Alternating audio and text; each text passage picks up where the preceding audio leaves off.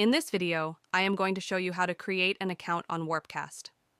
Warpcast is the flagship app of the Farcaster protocol, tailored for social networking, available exclusively via the Google Play Store and Apple App Store.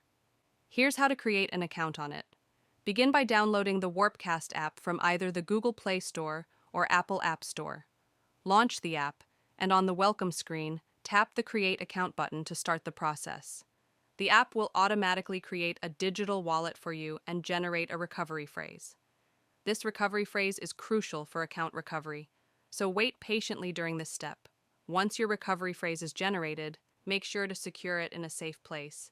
Then select the I backed up my recovery phrase button to confirm that you have safely saved it. The next step involves providing your email address and verifying it through the verification process. After you do all of that, click the Create Account button again. For the next step, Warpcast requires a nominal yearly charge of $5. Complete this payment step to continue the account setup. After that, you need to choose a username and complete your profile by filling in any additional information required by the app. Now your account is all set up.